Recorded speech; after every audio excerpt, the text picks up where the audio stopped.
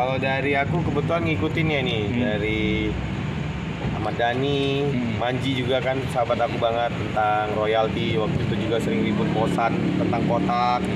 Ya jadi memang aku sempat bahas juga sama Rian Demasif gimana tentang royalti pentingnya. Kalau di negara maju kan udah sangat jelas ya aturan tentang royalti, hak cipta dan sebagainya. Di Indonesia kan memang belum kuat banget nih, makanya Pak di Ahmad Dhani sangat memperjuangkan nih seperti itu. Nah, terus untuk yang mungkin somasi ataupun yang nuntut Dede yang saat ini sedang bergulir, tentunya kita akan menaati aturan hukum yang berlaku. Tapi jangan sampai ya Dede tertekan karena memang harusnya kalau aku sendiri sih seorang diva yang nyanyiin laguku, aku seneng banget sih gitu. Apalagi misalnya karya ini bener-bener nyanyiin Dede pasti jadi jauh lebih bagus dan sebagainya.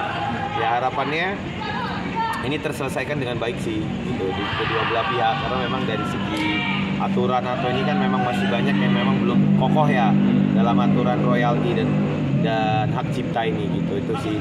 Dan mungkin Dede kan juga orang yang sangat humanis ya, artinya kalau memang misalnya ada hal-hal yang dilanggar yang tanpa sepengetahuan Dede mungkin ya bisa diselesaikan lah secara baik-baik gitu. Harapannya bisa diselesaikan secara baik-baik sih. Oke Pak, melihat gak sih sebetulnya ini ditujukan gugatan ini salah alamat?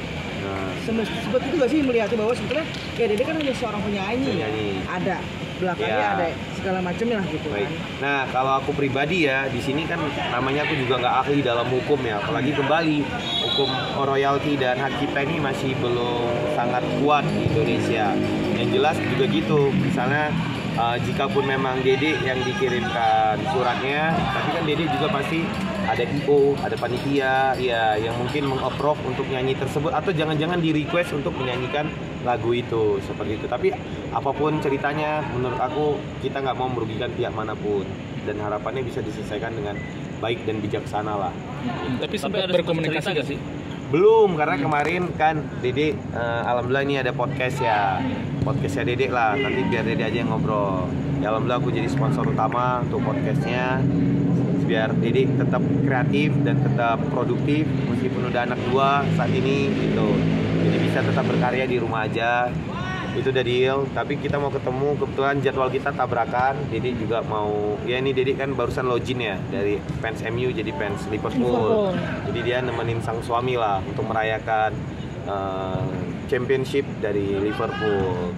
Jadi setelah balik mungkin kita banyak ngobrol lah, karena memang harus ketemu, dijadwalkan harus ketemu. Oke Pak, kondisi psikis Dede berpengaruh gak sih dengan pemerintahan yang deng segala macam? Kalau saya lihat ya sekarang Dede baik-baik aja, alhamdulillah bahagia gitu, semakin harmonis, alhamdulillah gitu. Itu sih yang aku lihat, apalagi dari sosok Bilar juga seperti itu.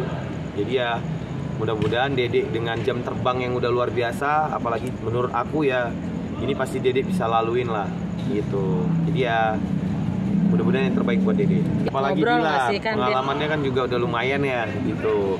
Jadi menurut dia ini nggak ada jadi masalah besar gitu ya, tapi tetap pasti sebagai suami dia akan tetap akan tetap lindungi, protek keluarganya, dan kembali semoga semuanya baik-baik aja. Berarti menurut Papi sendiri itu terkait Dede dilaporkan itu memang haknya Yoni Daris sendiri berarti ya? Iya, namanya orang lapor ya, ada aja kan sekarang orang lapor lah, orang somasi lah, orang inilah gitu. Ya sekarang begitulah, udah memang caranya. Jadi ya mudah-mudahan mudah-mudahan ini harusnya bisa dibicarakan dulu baik-baik dan bisa diselesaikan baik-baik dan yang baik-baik buat semuanya. Oke, ini ya pemain bola nih, kita datang nih ke rumahnya yang Dede nggak pernah ketemu dia sekalipun, dimasakin kepiting, dia yang masak lagi gitu. Boleh welcome, apalagi dia tahu kan dari awal Bilar banyak temennya gitu. Dede ya orangnya ekstrovert kan, bukan introvert ya. Cuman ya namanya kita bertamu ke orang kan kadang mungkin ada etika ya, memang nggak ada orang di rumahnya itu mungkin, atau cara kita berkomunikasi dulu, atau minimal kita cari dulu siapa nih yang kenal sama Dede untuk dikomunikasikan bahwa kita mau silaturahmi. Sama saya juga, kadang ada orang nggak tahu, nggak ada angin, nggak ada hujan ke rumah saya belum tentu saya terima loh, padahal rumah saya terbuka lebar, security saya semua, baik perumahan maupun ini gitu. Ini masalah etik aja sih menurut aku, dan mudah-mudahan kembali bisa selesaikan dengan baik dan yang baik.